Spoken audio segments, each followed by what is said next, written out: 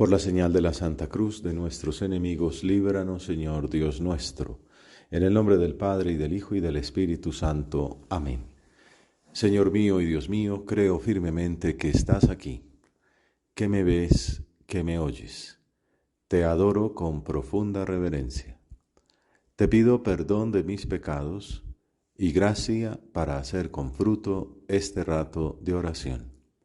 Madre mía Inmaculada, San José, mi Padre y Señor, Ángel de mi guarda, intercedan por mí.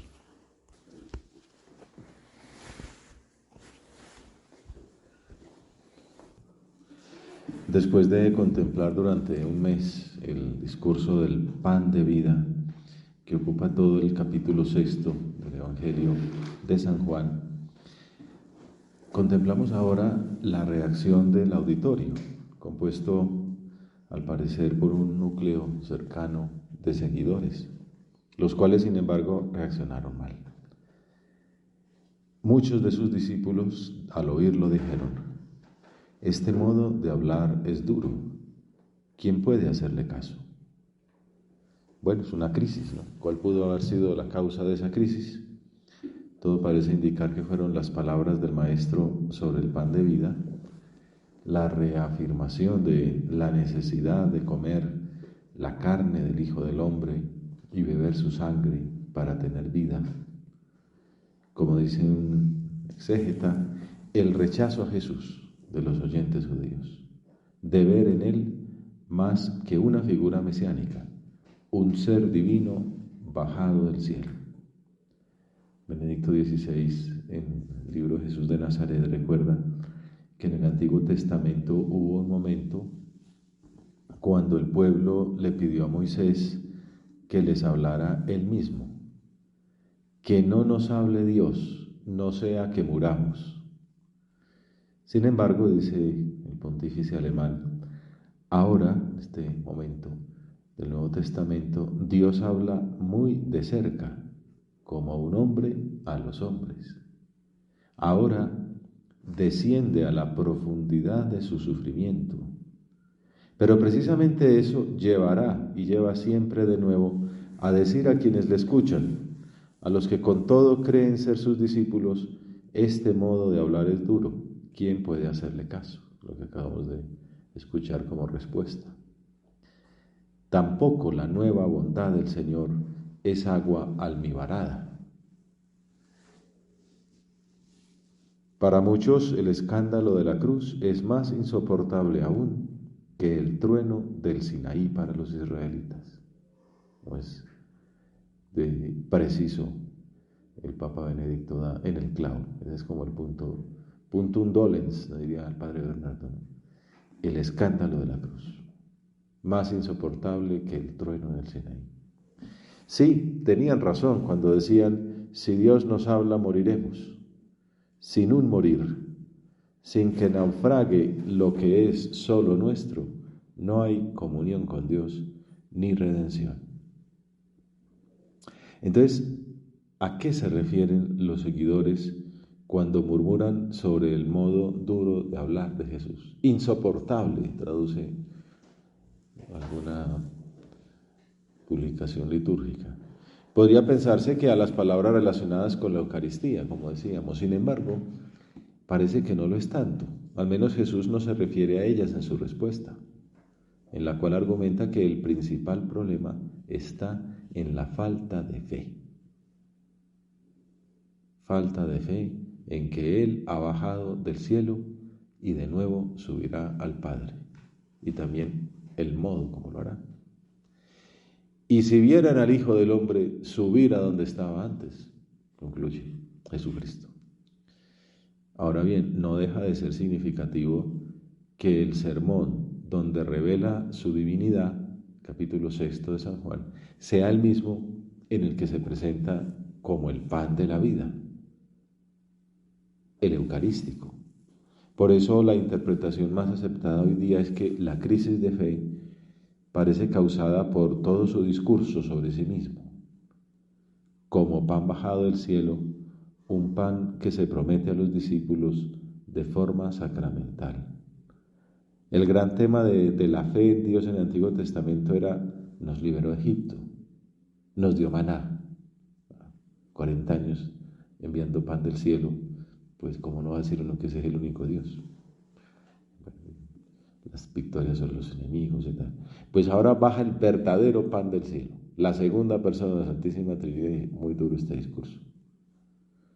Por eso la Eucaristía es llamada el sacramento de nuestra fe, el misterio de nuestra fe, porque contiene el núcleo de todo el mensaje de Jesús. Su bajar del cielo, su abajamiento en la encarnación, pero más aún, eso también lo dice, humildad de Jesús en el Belén, en el Calvario, pero más en el sagrario. El quedarse de modo sacramental en las especies del pan y del vino. Sacramento de nuestra fe. Porque contiene los frutos del sacrificio del Calvario. La cruz, que es más difícil de escuchar que los truenos del Sinaí. La dificultad de los seguidores de Jesús era aceptar que su maestro era el pan bajado del cielo, que subiría a donde estaba antes, y lo que explica muy bien San Juan, pasando por la muerte en la cruz, que la glorificación de la que tanto habla el cuarto evangelio no era una corona, no una exaltación, era, o mejor dicho, ¿cómo entienden la exaltación? La glorificación es muriendo en la cruz. Cuando el Hijo del Hombre sea exaltado, et ego si exaltatus fuera, cuando sea exaltado. ¿Y qué es ser exaltado? Cuando sea exaltado en la cruz, ¿no? Colgado de la cruz, esa es la exaltación. Y no solo eso, que el precio de darse como pan de vida era morir en la cruz, que la glorificación no era como la entendemos los hombres, sino el abajamiento del Gólgota. Ellos estaban invitados también a tomar su cruz cada día. Nosotros estamos invitados también a ser pan molido para la vida del mundo. Es lo que San José María vio en una ocasión, una experiencia ascética muy poderosa, mística, un don de Dios, en su carisma, en el desarrollo de su carisma, muy al comienzo de la obra. Cuando el Señor le hizo ver que la promesa de Juan 12:32 que acabo de mencionar, cuando yo sea elevado sobre la tierra, atraeré a todos hacia mí, involucraba no solo a Jesucristo, sino a los hijos de Dios. Comprendí que serían los hijos de Dios los que pondrían a Cristo en el pináculo, en la cumbre, en la entraña, de distintas maneras de explicarlo. El que más sabe de esto es don Pedro Rodríguez, que tiene un artículo muy bueno en Romana del 91 y concluye analizando esa experiencia mística. Toda su doctrina sobre la Eucaristía como centro y raíz de la vida espiritual y de la evangelización, Eucaristía, centro y raíz, toda la doctrina de San José María es la manera sacramental de expresar la centralidad del misterio de la cruz, revelado en Juan 12:32. Cuando yo sea elevado sobre la tierra, traeré a todos hacia mí. Elevado sobre el pináculo de las actividades humanas, ¿no? La santificación, o sea, la cruz en la vida diaria. Y un plus de esa luz es en la Eucaristía. Claro, la santificación es llevar a la Eucaristía, lo que hacemos, convertir el día en una misa. Por eso, la homilía sobre el Corpus Christi, de Amigos de Dios, de San José María, concluye diciendo: vamos pues a pedir al Señor que nos conceda ser almas de Eucaristía. ¿En qué consiste eso? Que nuestro trato personal con Él se exprese en alegría, en serenidad, en afán de justicia. Nuestro trato personal con Jesucristo sacramentado debe mostrarse en la vida con alegría, con serenidad, con afán de justicia. Y facilitaremos a los demás la tarea de reconocer a Cristo contribuiremos a ponerlo en la cumbre de todas las actividades humanas. Claro, esto es muy fuerte, porque el reconocer a Cristo en nuestra vida. De hecho, don Pedro cuenta que él le tocó una tertulia donde decía, el apostolado era eso, mostrar a Cristo con nuestra vida. Tratar, dejarse tratar, o sea, que la gente trate a Cristo en nuestra vida. Muy duro, ¿no? Muy difícil, estamos muy lejos de esa meta, pero bueno, eso es lo que el Señor hizo. Cuando yo sea exaltado, atraeré a todos hacia mí. Se cumplirá la promesa de Jesús. Yo, cuando sea exaltado sobre la tierra, todo lo atraeré hacia mí. Bueno, ahí tenemos todo un reto, ¿no? Regresemos a la controversia de Jesús con los discípulos. El Señor conoce sus corazones, su murmuración y ahonda el escándalo. Si a ellos les había llamado la atención que se revelara como el pan bajado del cielo, ¿cómo reaccionarán cuando fuera exaltado en la cruz? Cuando recibiera esa glorificación como premio al holocausto del Calvario. Esto es lo que indica al preguntar, ¿y si vieran al Hijo del Hombre subir a donde estaba antes?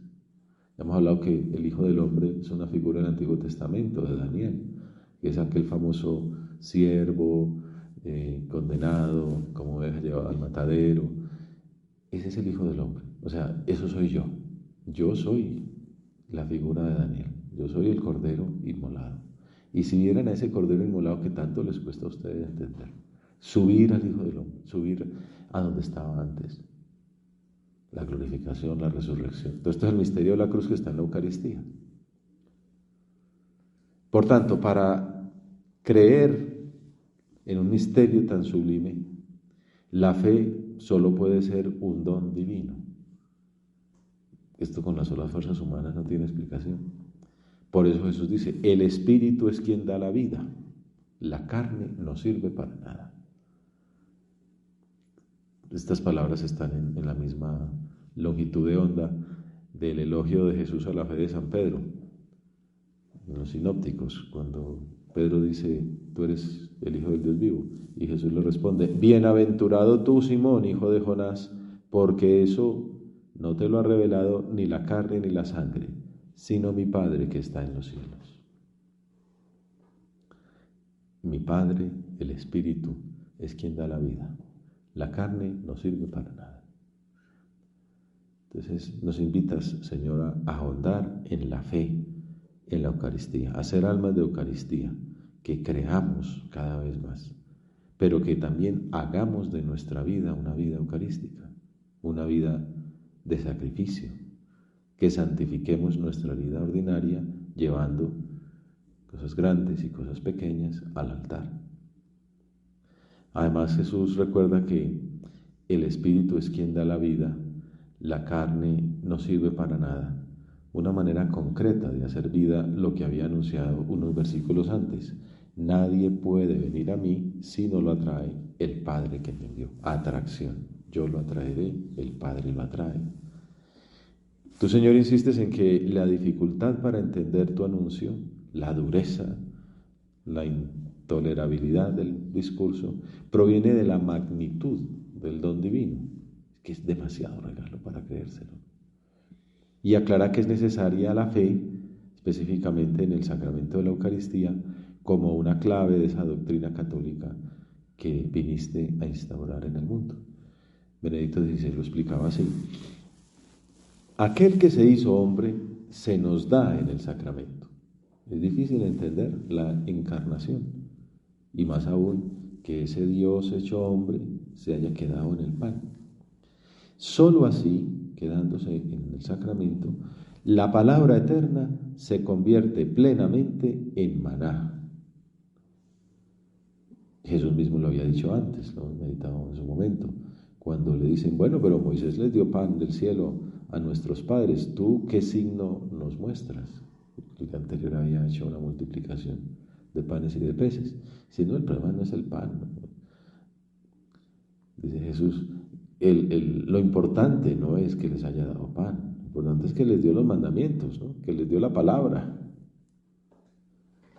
Y yo soy la palabra. el verbo hecho carne, el verdadero pan bajado del cielo. Pues, un pedazo de harina que bajara por la mañana, eso no es nada. Dios mismo se ha hecho hombre. Duras son estas palabras, dicen nosotros, ¿no? Después el Señor, dice Benedicto, reúne todos los aspectos una vez más. Esta extrema materialización es precisamente la verdadera espiritualización. Yo, que me he hecho hombre, voy a quedarme convertido en un pedazo de pan. Lo más espiritual que hay, un pan que contiene a Dios. El Espíritu es quien da vida. La carne no sirve de nada. Pues, ¿cuál fue la respuesta del público que le escuchaba ante esa explicación? La clase de teología dogmática y sacramental. Jesús les ha aclarado que la única manera de entender este discurso tan exigente es por medio de la fe.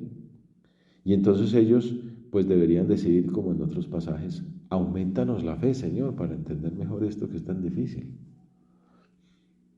Ellos no reaccionaron pidiéndole al Padre, sino que, dice San Juan, desde entonces muchos discípulos suyos se echaron atrás y no volvieron a ir con él.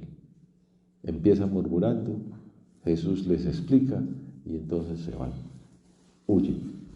Fracaso total, podríamos decir, desde el punto de vista estadístico, ¿no? Números de gente.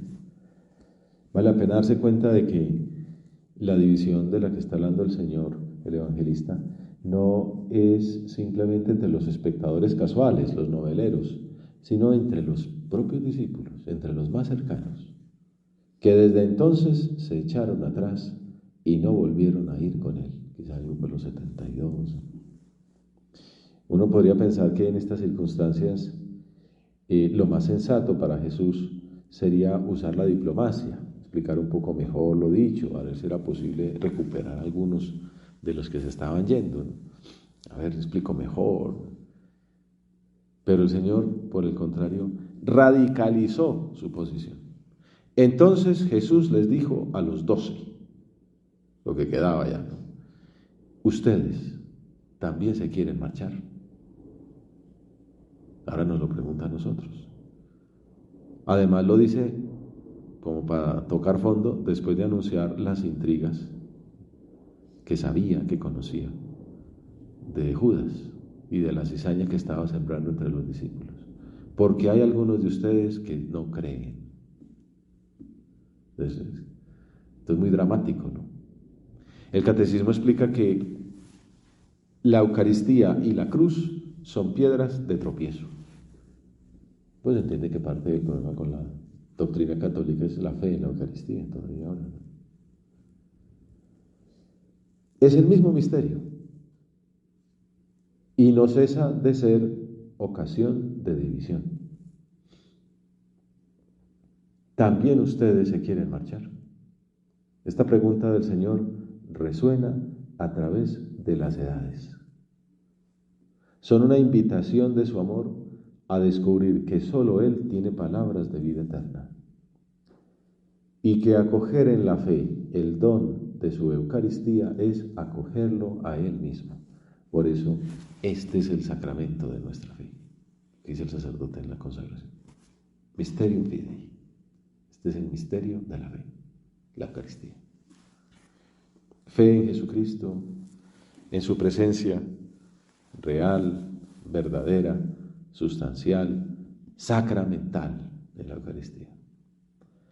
Pero la pregunta del Señor, su desafío, permaneció en el aire, mientras unos pocos discípulos que aún quedaban tomaban las de Villadiego.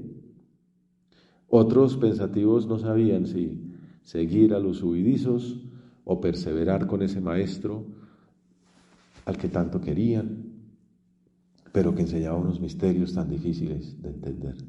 Ustedes también se quieren marchar. Esta fe en Jesucristo, ante el reto que él mismo plantea, recuerda el desafío que vemos en el libro de Josué, el sucesor de Moisés, que fue el que le tocó llevar el pueblo a la tierra prometida.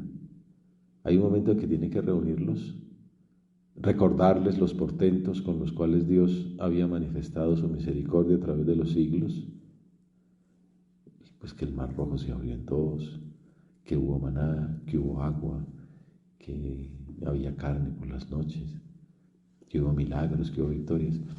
Y al final les planteó esta misma disyuntiva que Jesús ofreció a los discípulos. Si les resulta duro servir al Señor, elijan hoy a quién quieren servir. Si a los dioses a los que sirvieron sus padres al otro lado del río, a Isis, a Osiris, o a los dioses de los amorreos en cuyo país habitan, porque lo que somos yo y mi casa, serviremos al Señor, decídense. Dioses amorreos, dioses egipcios, o el Dios de Israel. La respuesta de los judíos fue unánime y contrita. Lejos de nosotros abandonar al Señor para ir a servir a otros dioses. Bueno, el Eliseo de ahora es Jesucristo y el pueblo son sus discípulos. Ustedes también se quieren marchar.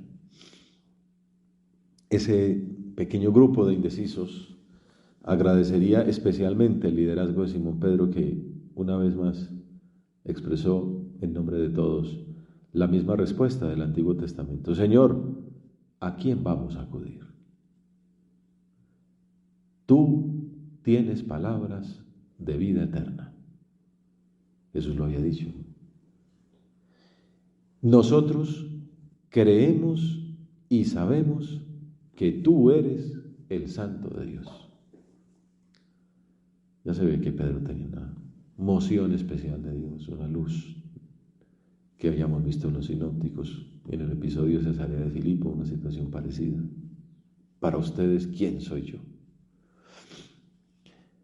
Pues las palabras de Jesús, en apariencia duras, son para San Pedro espíritu y vida. Pedro las califica como palabras de vida eterna, o sea, palabras que superan la muerte. Palabras de vida eterna, dice San Pedro. Jesús había hablado del pan de la vida eterna. Podemos concluir como balance del capítulo 6 del cuarto evangelio. Pan y palabra. Pan de vida eterna, palabra de vida eterna. Que supera la muerte, que es el único camino para poderse entregar. Fácil decirlo, difícil hacerlo vida. La huida no es porque no hayan entendido esto, es porque lo entendieron también, que dijeron, por ahí no. Yo quiero una vida cómoda. Con su respuesta, Pedro reafirma el primado que el Señor le había concedido en Cesarea, cuando respondió de modo similar en una situación parecida ante la pregunta de Jesús. ¿Quién dicen ustedes que soy yo? Tú eres el Cristo, el Hijo de Dios vivo. Y Benedicto XVI comenta, Pedro comienza la confesión de la fe cristológica de la Iglesia. La clave de la fe de la Iglesia es la cristología. 4 siglos gastamos meditando sobre Cristo, lo que sí era, lo que no era, condenando herejías. Y todavía ahora, ¿no? La clave es, ¿Cristo resucitó o no? En estas personas, en estas instituciones, en estos teólogos. ¿Para usted Cristo resucitó o no? No, es un símbolo, ya lo escucharemos en otra ocasión. ¿Cristo es Dios o no? ¿Cristo se encarnó o no? Si no lo tienes claro, o sea, si no lo dice lo que dice la Iglesia, no eres católico. Con estas palabras de Pedro comienza la confesión de la fe cristológica de la Iglesia. Y se hace portavoz también de los demás apóstoles y de nosotros, los creyentes de todos los tiempos. San Agustín comenta con mucha profundidad la primacía de la fe para conocer la verdad sobre Dios y su presencia en la Eucaristía. Dice, tú tienes palabras de vida eterna, responde San Pedro. Tú nos das la vida eterna al ofrecernos tu cuerpo resucitado y tu sangre, que eres tú mismo.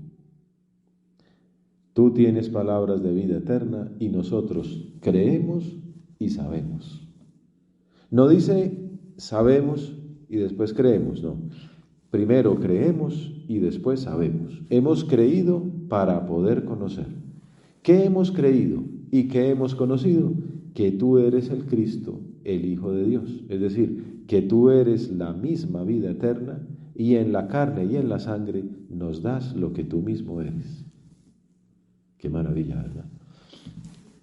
Por eso, pues la Iglesia quiere que profundicemos durante un mes y un poquito más esta doctrina cristológica, eucarística y de la cruz. San José María nos decía que debíamos buscar que el sagrario fuese el centro de las ilusiones y las esperanzas de cada persona, de cada fiel, de cada hijo suyo, de cada centro de la prelatura. Lo dice personalmente y lo dice institucionalmente. Y el padre, don Fernando, glosaba el significado de lo que significa que la Eucaristía sea el centro de nuestras esperanzas. Nos preparamos para el año de la esperanza. Dice, esperar el encuentro diario con Jesús en el sagrario. Por eso hacemos acción de gracias, por eso hacemos comuniones espirituales. Esperamos el encuentro diario con Jesús en el sagrario. Esto será señal de amor verdadero. Por eso lo venimos a visitar, por eso lo saludamos, por eso nos despedimos, porque estamos rondando ese encuentro diario. Fomentar esa esperanza del encuentro diario en todo, esa esperanza, fomentarla en todo, centrando ahí otras necesarias esperanzas. Que me salga la gestión, que me den la cita, que pase el Transmilenio, que el Uber me tal, que no me roben, que haya salud, todas esas esperanzas necesarias se centran en la gran esperanza que es que sea uno contigo, Señor, que te reciba. Incluso aquellas esperanzas más banales que acompañan la vida de una persona corriente, que haga gol en el partido. Estos días tuve un encuentro con un alumno que estamos haciendo la tesis sobre la belleza en Ratzinger, nos fuimos conversando. Entonces me preguntó, padre, ¿a Ratzinger le gustaba el fútbol? Buena pregunta. Y yo, hombre, yo no creo que jugara fútbol, pero sí tiene un texto muy bueno sobre el fútbol. Bueno, alguna vez jugó cuando era chiquito, pues, obviamente no iba a ser muy bueno, pero tiene un texto donde habla del gol, el partido y el gol, ese éxtasis, ¿no? Te decía, sí, para meter un gol es de las cosas mejores que hay en la vida. Es un momento en que uno se le olvidan todos los problemas de la vida, tal, cómo entró ese balón, cómo infló la red, tal. Dice Ratzinger que eso es como un sucedáneo, pues un modo de ver cómo será la alegría del cielo, si esa es la alegría de un gol. Bueno, es una esperanza banal, ¿no? Que yo meta gol. Pero la alegría del gol no tiene nada que ver con la alegría de recibir al Señor. Pero puede ser que haya, sobre todo un buen joven futbolista, entienda, así de grande es la Eucaristía, más grande que un gol. Incluso aquellas esperanzas más banales que acompañan la vida de una persona corriente, debe estar centrada en la esperanza del encuentro diario con Jesús en el sagrario. Hacer del sagrario el centro, el punto de convergencia de nuestras esperanzas, será un camino seguro para crecer en amor a Cristo. Lo que espera un corazón enamorado por encima de todo es unirse con su amor. Benedicto XVI extrae varias conclusiones de este pasaje al compararlo con los relatos de los evangelios sinópticos. La primera es que es un evento decisivo. A partir de entonces, los discípulos serán el núcleo inicial de la nueva familia de Jesús, la futura iglesia, que permanece en camino con el Maestro y que gracias a esa compañía lo conoce. Esa fe para perseverar junto al Señor es la luz que ilumina nuestro sendero, que nos permite ver de modo más claro la profunda explicación divina de lo que es el mundo y de lo que somos y debemos hacer nosotros mismos. Podemos terminar con las palabras de San José María. Si dejamos entrar en nuestro corazón la llamada de Dios, podremos repetir también con verdad que no caminamos en tinieblas, pues por encima de nuestras miserias y de nuestros defectos personales brilla la luz, como el sol brilla sobre la tempestad. A la Virgen Santísima, Mujer Eucarística, le pedimos que nos ayude a ser almas de fe, esencialmente eucarísticas. De esa manera seremos discípulos fieles del Señor, como San Pedro y los primeros discípulos, a pesar de nuestras personales miserias. Te doy gracias, Dios mío, por los buenos propósitos, afectos e inspiraciones que me has comunicado en esta meditación. Te pido ayuda para ponerlos por obra. Madre mía Inmaculada, San José, mi Padre y Señor, Ángel de mi guarda, intercedan por mí.